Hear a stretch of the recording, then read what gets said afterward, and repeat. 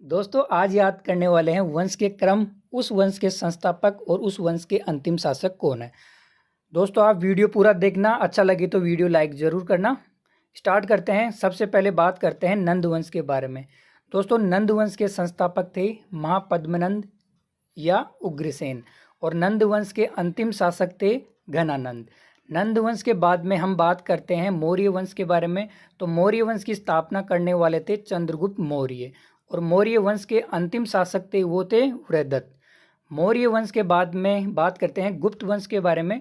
गुप्त वंश के संस्थापक थे चंद्रगुप्त प्रथम।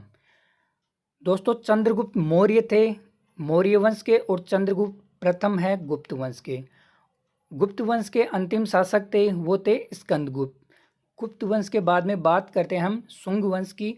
शुंग वंश के संस्थापक है पुष्यमित्र शुंग और शुंग वंश के अंतिम शासक हैं वो हैं देवभूमि। शुंग वंश के बाद में हम बात करते हैं सातवाहन वंश की। सातवाहन वंश की स्थापना करने वाले थे सिमुक और सातवाहन वंश के अंतिम शासक थे यज्ञ सातकर्णी। सातवाहन वंश के बाद में वंश आता है वो है चालुक्य वंश वातापी के।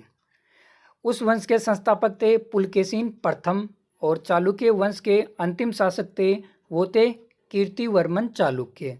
चालुक्य वंश समाप्त होने के बाद में जो वंश आता है वो था चोल वंश। चोल वंश की स्थापना करने वाले थे विजयालय और चोल वंश के अंतिम शासक थे वो थे अति राजेंद्र। चोल वंश के बाद में जो शासन आता है वो आता है राष्ट्रकूट वंश का। राष्ट्रकूट वंश के स्थापना करने वाले थे वो थे दंतिदुर्ग और राष्ट्रकूट वंश के अंतिम शासक थे वो थे इंद्र चतुर्थ। राष्ट्रकूट वंश के बाद में हम बात करते हैं गुलाम वंश की। तो पता ही होगा आपको, गुलाम वंश के संस्थापक थे कुतुबुद्दीन ऐबक और गुलाम वंश के अंतिम शासक थे मुइजुद्दीन केकाबाद।